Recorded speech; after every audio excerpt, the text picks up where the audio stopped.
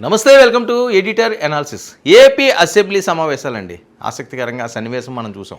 కానీ ఇందులో ఒకటి వైరల్ వీడియో ఉంది. Duvvada MLC Duvvada Srinivas fire brand వైసీపీలో. సరే, ఇప్పుడు ఏదో వివాదాలు ఉన్నాయి, ఆయన ఏదో పక్కన ఉండమన్నారట ఏదన్నా. కానీ దువ్వాడ ఊరుకుంటారా? దువ్వాడ జగన్ని దువ్వేశాడని. ఎందుకంటే జగన్మోహన్ రెడ్డికి కూడా ఇలాంటి ఫైర్ బ్రాండ్ అంటే ఇష్టం. ఇది ఏంటి ఈ సీను ఆసక్తికరంగా రక్తి కట్టించింది. జగన్తో మాట్లాడిన ఎమ్మెల్సీ దువ్వాడ శ్రీనివాస్ అండి. అసెంబ్లీ నుంచి ఆయన బయటకు వస్తున్న సమయంలో జగన్మోహన్ రెడ్డి పలకరించడం, మాట్లాడడం, కుటుంబ కలహాలతో ఎమ్మెల్సీపై వేటు వేశారు వైఎస్ఆర్సీపీ. ఆ వేటు వేసినా సరే ఆయన పని ఆయన చేసుకెళ్ళిపోతున్నారు. సరే, మీరు ఏం చేసుకుంటారో చేసుకోండి, మరి ఏం చేద్దాం శ్రీనివాస్ అంటూ దువ్వాడతో జగన్ మాటామంతి కలిపారండి.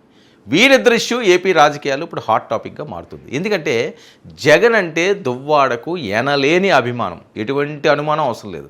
బహిష్కరణకు గురైన జగన్ వెంటే ఉన్నానని దువ్వాడ అనౌన్స్మెంట్. మరి వేటు తర్వాత దువ్వాడ జగన్ను కలవడం ఇదే మొదటిసారి. 7 నెలల క్రితం తన వ్యక్తిగత జీవితంలో ఆయన వివాదాలతోటి చాలా ఇబ్బంది పడ్డాడు, మానసికంగా కృంగిపోయాడు. అయినా సరే డోంట్ కేర్ అనుకున్నాడు, వదిలేశాడు. ఎప్పటికప్పుడు వదిలేసి వ్యక్తిత్వం దాన్ని ఏదో మనసులో పెట్టుకుని కుంగి కుసించిపోయే క్యారెక్టర్ కాదు అది. లేకపోతే పోనీ అనే టైపు. సో ఆయన అలాగే ఉన్నాడు, అలాగే బతుకుతున్నాడు కూడా.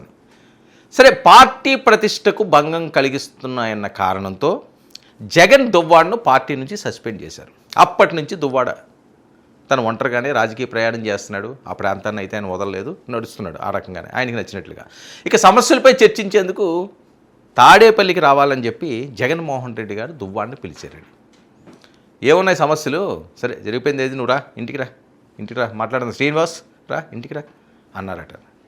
సో ఈయన అదే వెయిట్ చేస్తున్నాడు, ఎప్పటికైనా సరే ఆ పిలుపు వస్తుంది, నేనేంటో ఆయనకి తెలుసు అని. మరి మాజీ మంత్రి ధర్మాన కృష్ణదాస్, ధర్మాన ప్రసాదరావులతో రాజకీయ విభేదాలు ఇలాగే నిప్పు ఉప్పుగా ఉండే పరిస్థితి. అలాగే కింజరాపు ఫ్యామిలీతో కూడా ఈయన అలాగే ఉంటాడు.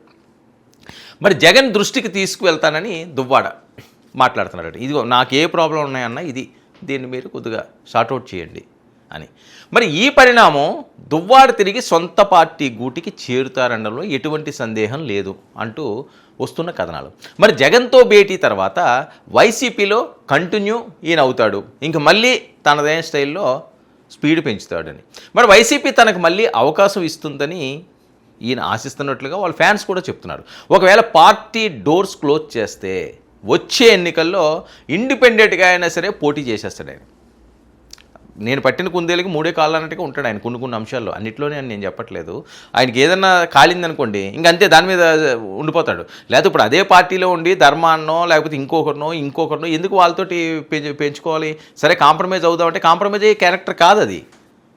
ఇప్పుడు వీడు మాధురి విషయంలో ఇంకో విషయంలో ఉన్నప్పుడు ఎందుకులే ఇదంతా ఏదో అవుతున్నది, మనం ఎందుకు ప్రశాంతంగా ఉందాము అని అనుకోలేదు. అతను నిలబడిపోయాడు.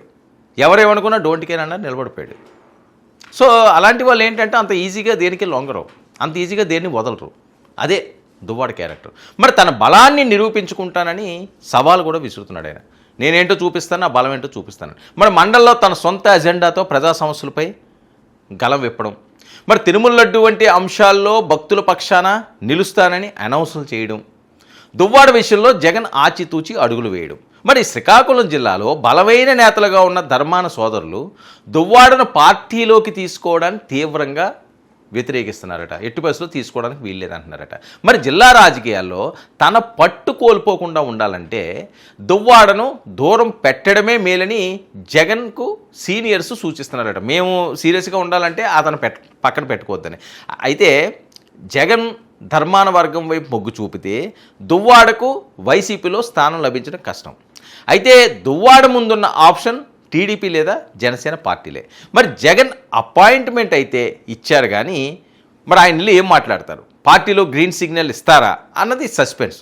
దువ్వాడ వ్యక్తిగత వివాదాలు పార్టీకి మైనస్ అవుతాయా, లేక ఆయనకున్న నియోజకవర్గ పట్టు ప్లస్ అవుతుందా అన్నది జగన్ లెక్కలపై ఇప్పుడు ఆధారపడి ఉంటుంది. ఆయన రాజకీయ ఏ రకంగా ఉంటుంది, ఇండిపెండెంట్గా వెళ్ళాలా, కలిసి వెళ్ళాలా, లేకపోతే వేరే రకంగా వెళ్ళాలని. ఏదైనప్పటికీ కూడా ఆయన దేనికన్నా సరే నేను సిద్ధం అంటున్నాడండి. పిలుస్తారా గౌరవం, పిలరా నా పని నేను చేసుకెళ్ళిపోతాను, డోంట్ కేర్ అంటున్నాడు. ఏదైనా సరే ఈ జగన్ దువ్వాడ కలయిక మాత్రం ఏపీ రాజకీయాల్లో మరింత రసవత్రంగా వివిధ స్టోరీస్తో నడుస్తున్నది. మరి ఎండ్ కార్డు ఎలా ఉంటుందో చూడాలి.